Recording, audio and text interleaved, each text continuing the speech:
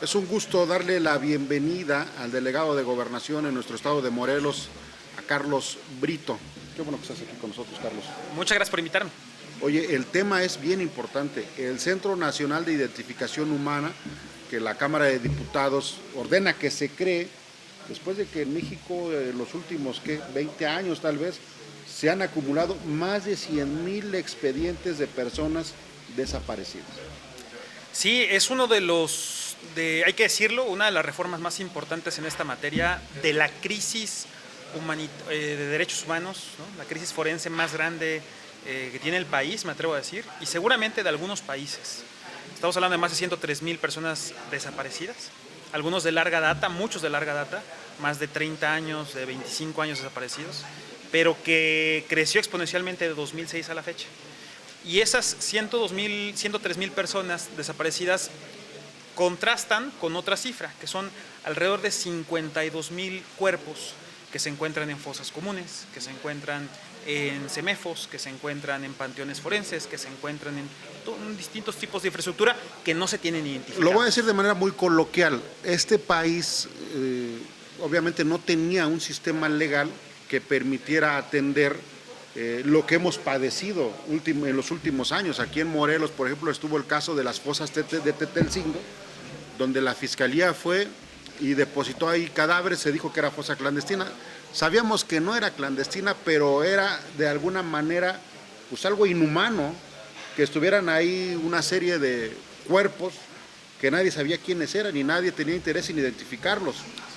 Viene la crisis y ahora dice la Cámara de Diputados, hay que crear un Centro Nacional de Identificación. ¿Cómo? ¿Para qué? ¿Y por qué Morelos, Carlos?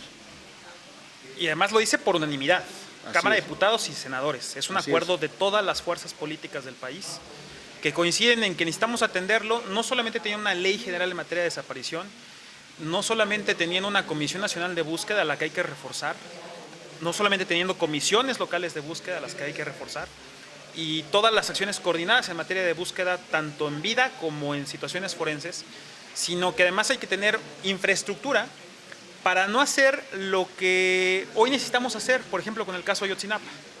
En el caso de Ayotzinapa, recordarán, se ha necesitado apoyo del equipo de antropólogos forenses de Argentina, se ha necesitado en algún momento la intervención de la Fundación Guatemalteca también de Antropología Forense, se ha necesitado del Innsbruck, el Instituto de Innsbruck, para la revisión o búsqueda de ADN mitocondrial. Es un tipo de ADN muy específico que requiere mucha técnica, mucho conocimiento y mucho equipo, ¿no? Altamente especializado. Y lo estamos buscando en el mundo. Cuando la crisis la tenemos aquí.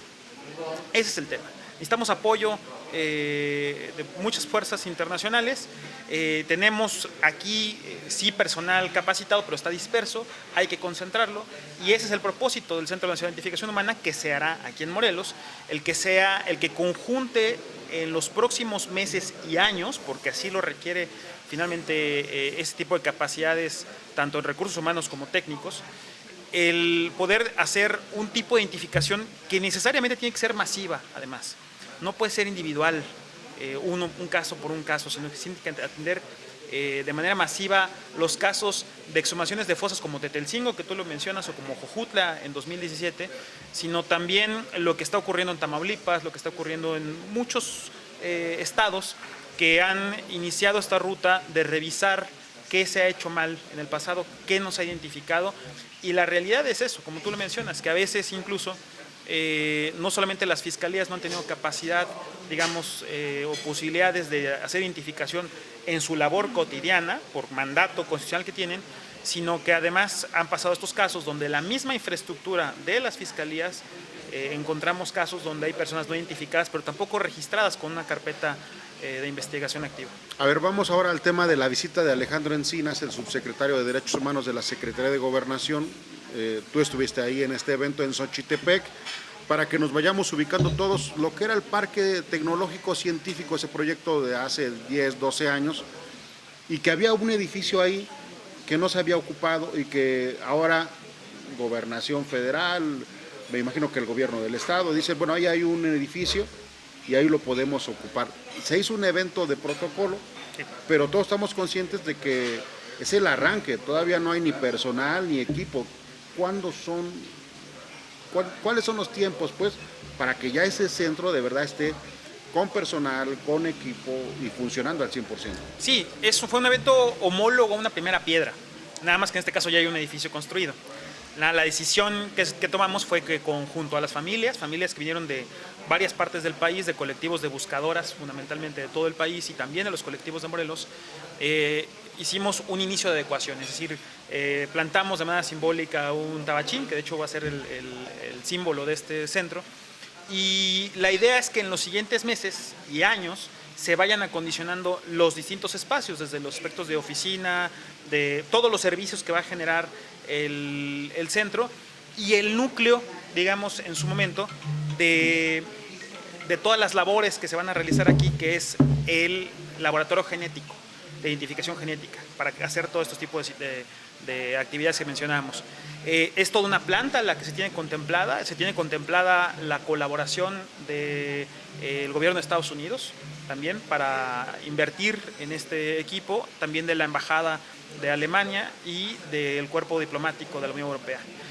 Lo que se hizo ahí, en presencia también de estos personajes, fue el decir, este es el espacio, aquí vamos a arrancar, conózcanlo las familias, sepan el proyecto ejecutivo, y en estos 90 días que nos dio el Congreso de la Unión con su confianza por unanimidad, pero también con muy poco tiempo, porque no conozco un precedente, si tú lo conoces, de una institución nacional que haya arrancado 90 días. Y más es un reto titánico, pero no se podía menos, hay prisa, Carlos. Y avanzamos. De hecho, uno de los temas que sí también avanzó esa misma semana es que la fecha se cumplía el 12 de agosto, los 90 días.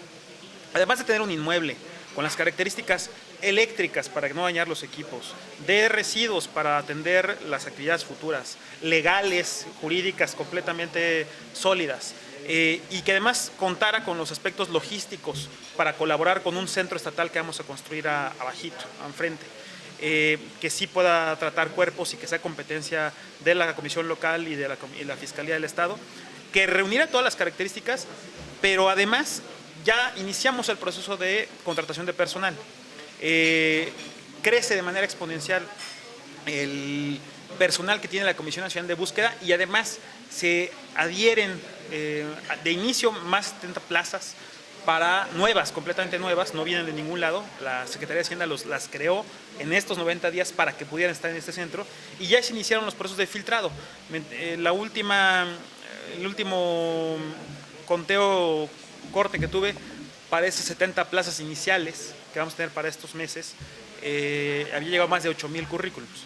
Entonces hay interés por parte de la comunidad científica y los tecnólogos para participar en este tipo de labores, y es lo que nosotros podemos entregar en este momento. ¿Qué viene en los siguientes meses?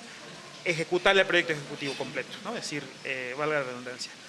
Comenzar, digamos, a tener oficinas, construir los laboratorios y construir el área de atención de víctimas, que es lo que vamos a estar haciendo en los próximos, de aquí a que termine el año. Y bueno, desde Morelos estará operando todo esto en servicio a todo el país, desde Tijuana hasta Chetumal, que hay un gran reto por delante, Carlos. Y si quieres, haz un comentario para que cerremos este tema y ya para concluir me gustaría hacerte una última pregunta. Sí, aquí vamos a atender sobre todo muestras genéticas y evidencia documental de todas las fiscalías del país, no los cuerpos necesariamente, de las personas que se pueden encontrar en fosas clandestinas o en algún tipo de fosa irregular.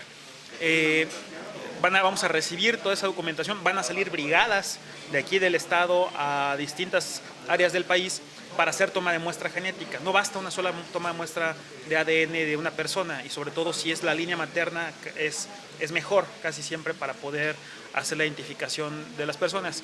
Entonces van a ser campañas permanentes, y decir además que ese compromiso que se tiene con los colectivos de Morelos y frente a la atención de la crisis de derechos humanos que vive este estado, de violencia que se desató y que provocó un movimiento incluso que tuvo eco nacional, decir que se refrendó el compromiso de que Morelos tendrá también prioridad en muchos temas en materia de identificación, es decir, como calidad de recibir, digamos, esta infraestructura y la colaboración que se tiene pues tendremos mucho trabajo que podemos avanzar de las fosas que se han encontrado en Huitzilac, en Yecapixtla, en Macusac, en distintos lugares que ha mencionado la comisión local, y que además de estas, por supuesto, y el compromiso de que en los próximos meses estemos construyendo las condiciones necesarias para terminar la exhumación de la fosa de Jojutla, esperando tener ya con la capacidad de que el Centro Nacional de Identificación, o bien sus instituciones que están asociadas de momento, como Guatemala o como Innsbruck, podamos colaborar para que se complete la identificación de estas personas que faltan por ser exhumadas. Oye, Carlos, ya para finalizar, yo quiero preguntarte nada más en el tema de los cuarteles de la Guardia Nacional. Ya hay un predio en Temisco que supuestamente se va a empezar a construir un cuartel de la Guardia, pero Cuernavaca se dice que también otro cuartel. Es decir, mi pregunta es, ¿cuántos cuarteles tienen proyectados de la Guardia en Morelos? Y si de verdad son necesarios, porque también existe el riesgo de que vuelva a pasar de la construcción de elefantes blancos y que no son la solución de la inseguridad. Caso concreto, en el gobierno de Graco Ramírez, la primera parte del sexenio se construyen cuarteles de la policía en Alpuyeca, en Huitzilac. Yo no sé si esté ocupado o no esté ocupado ese inmueble de Huitzilac.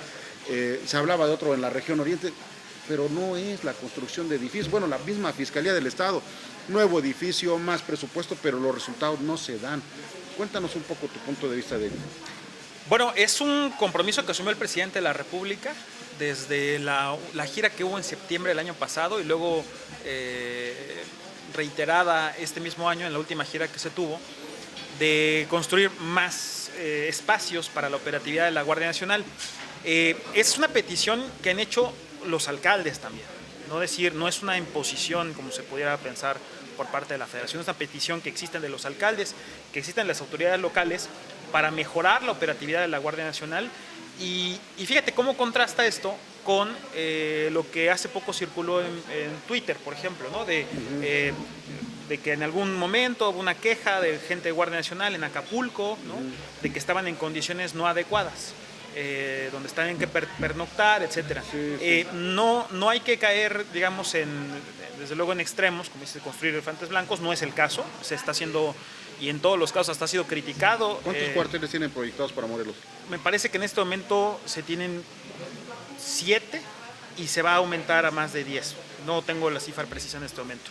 Pero lo que sí es que estas compañías lo que buscan ser son puntos de referencia y de articulación de lo que Guardia Nacional tendrá que hacer en cubrir territorio, que es parte también de lo que se tiene que hacer, y recuperando territorio de la delincuencia, y eso requiere operatividad, y eso requiere bases, y eso requiere también instalaciones adecuadas y dignas.